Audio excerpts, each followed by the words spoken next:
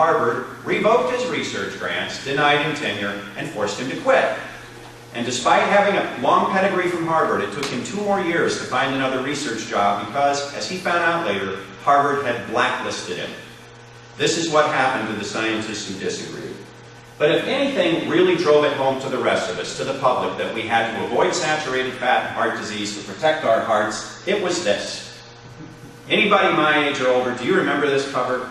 Remember that? The bad news, cholesterol, yes, it's true. Cholesterol is a killer, complete with bacon and eggs making an unhappy face. The title of the article inside was, "Cholesterol is proved deadly and our diet may never be the same." Our diet. Obviously, Time magazine must have been reporting on the results of a major new diet study, right? Of course not. Time magazine reached this conclusion because in 1984, for the first time, a cholesterol-lowering drug was shown to slightly reduce heart disease in men with genetically high cholesterol. And I say slightly reduced because of this. I looked up the original numbers. This was a study involving 3,000 men, half of whom were put on a new cholesterol-lowering drug called cholestyramine, the others, of course, on a placebo. After 10 years, here are the results. Men on the drug in that group, 30 heart attack deaths, 68 total deaths. The placebo group, 38 heart attack deaths, 71 total deaths. Difference of 8 among 3,000 men. If you run the math, which I did, it means the difference in the heart attack death rate between these two groups was slightly less than 0.5%. In other words, if I took 200 men with genetically high cholesterol and I gave this drug for 10 years, this drug would have prevented 1 heart disease death. Now, if you want to see a really amazing, bad science, leap in logic, based on this result, here is what the lead investigator told Time magazine. This study strongly indicates that the more you lower cholesterol and fat in your diet, the more you reduce your risk of heart disease. Do we see a problem with this? Drug study somehow becomes diet? What happened was, at this point, the anti-fat hysterics were so desperate to save the lipid hypothesis, I kid you not, they invented a new form of analysis, and they called it teleoanalysis. And here's how it works. We cannot prove, despite years of trying, that A causes C. But if we can prove that A is linked to B, and B is linked to C, we may still conclude that A causes C. Does that seem logical? Because if it does, I want to try it in some other situations here. Excess water, we know, will produce frequent urination. Frequent urination is linked to diabetes. Therefore, excess water will give you diabetes. Or I'll give you a more relevant example. Because what Time magazine either didn't know or didn't report was that the first generation of cholesterol-lowering drugs were huge flops. In the 1970s, there was a clinical trial of a drug called clofibgrate, which did in fact lower cholesterol dramatically, but they had to stop that trial halfway through because the men taking it had a 47% higher death rate. So let's apply some teleoanalysis, shall we? Low-fat diets can lower cholesterol. In a clinical trial, lower cholesterol led to a higher death rate. Therefore, I say low-fat diets will kill you. My teleoanalysis is every bit as valid as theirs. But this is what they concluded. This is what we got from Time magazine. This is the point where everybody just knew saturated fat was going to kill you. This is when Snackwells came out, and everybody was running out and filling up on the low-fat cookies and the fat-free cakes and the fat-free ice cream and the fat-free potato chips and pretzels. This is when schools decided they had to take whole milk off the menu. Everybody just knew this was bad. Remember what we saw earlier with the estrogen thing? People who have good health habits gravitate towards what they're told is good for them. They stay away from what they think is bad for them. And in doing that, they create false associations, right? In fact, if I could convince the media to cooperate with me and produce headlines like this, I can promise you within 10 years there would be an association between eating celery and some disease or another. Why? Because the health-conscious people would be avoiding it. So what effect do you think that had? That is why in some studies there's been an association between saturated fat and heart disease. But we need to look at where saturated fat in the American diet comes from. According to the USDA, here are your top 5 sources. Do you see any potential confounding variables there? Pizza, grain-based desserts, cookies, Little Debbie snap cakes, dairy desserts, are these the foods health-conscious people are going to eat a lot of? Of course not. Also, let's suppose that the people who told the McGovern Committee that the real problem with heart disease was sugar and white flour happen to be right. Wouldn't you say it's possible that in America, given this, the people who eat a lot of saturated fat are the same people who eat a lot of sugar and white flour? I think it's obvious that they do. The point is, if saturated fat were the problem, if it caused heart disease, we would see that result, again, consistently, repeatedly, around the world, but we don't. Sure, you've all heard of the French paradox, right?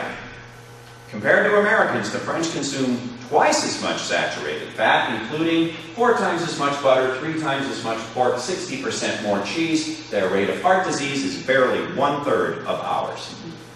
And it has been fun watching the bad scientists try to just explain this black swan away with excuses like, it's because they drink so much red wine. Well, a little red wine may in fact be beneficial, but let's think this one through.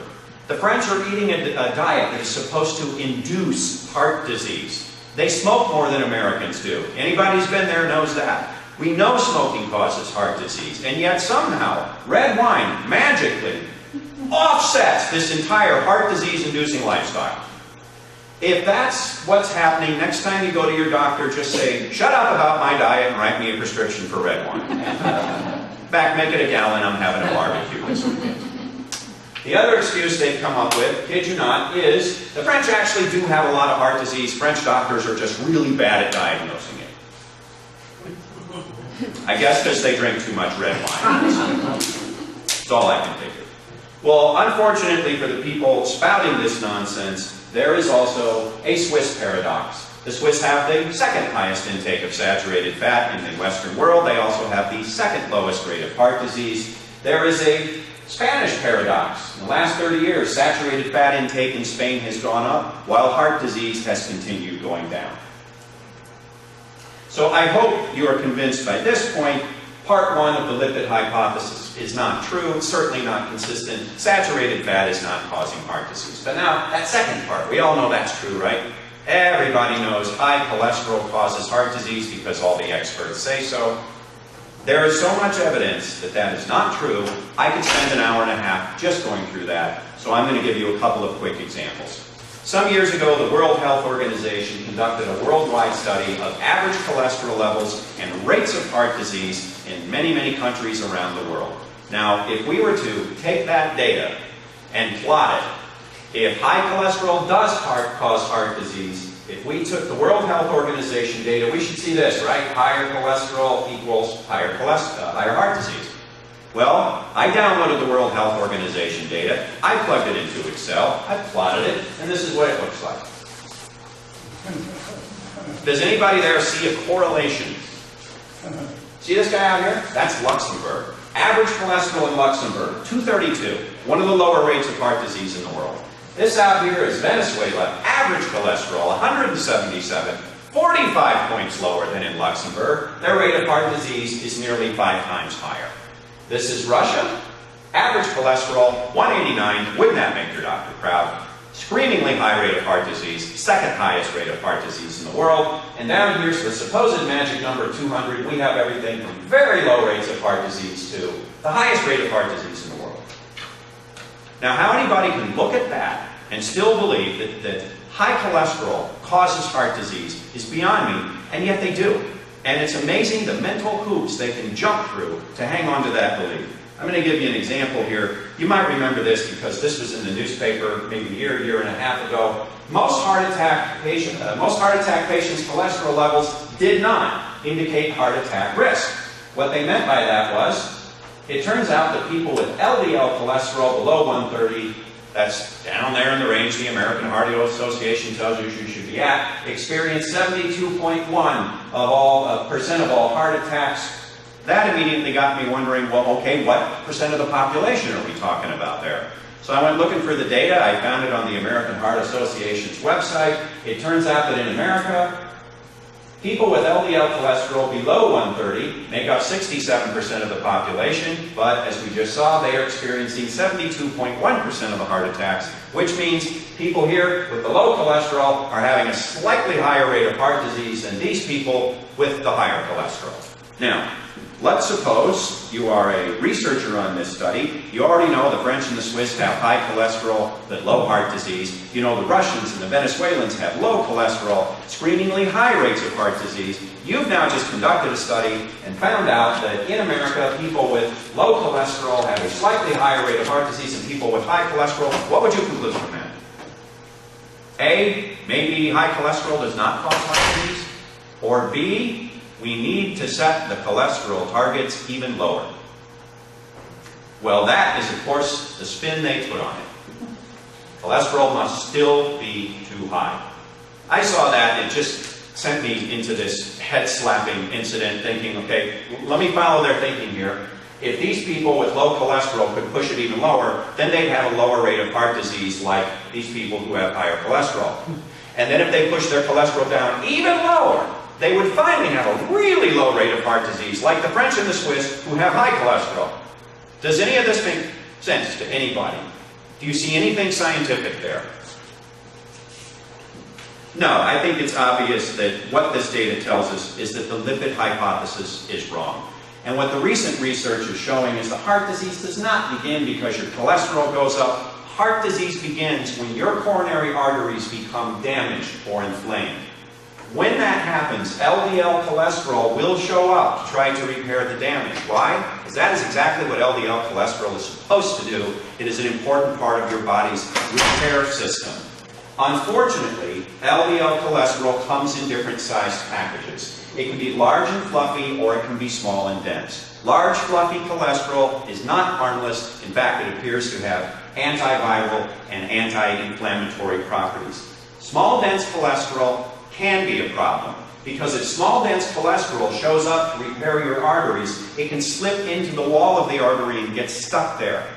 And when that happens, it'll become rancid, it will oxidize, it will start to attract white blood cells, which will also get stuck back there. That is how you start getting a plaque to build up, and that is how you end up with heart disease. It has nothing to do with how much cholesterol is in your body. It has to do with what kind of cholesterol you're making. And that's why Dwight Eisenhower with cholesterol of 165 could develop heart disease.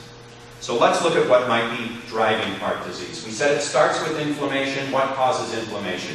Three biggest sources: smoking, elevated blood sugar, emotional stress. Sugar and refined carbohydrates will elevate your blood sugar. Dietary fat does not elevate your blood sugar. We know that heart disease may continue if small, dense LDL shows up to repair the damage. So what kind of food in our diet would produce small, dense LDL? Does anybody at this point want to raise their hand and say bacon and eggs? No? Sugar and refined carbohydrates are the foods that cause your body to produce small, dense LDL. The people who told the McGovern committee it was sugar and white flour probably had it right all along. Now, fortunately, after 40 years of blaming saturated fat, we're starting to see more research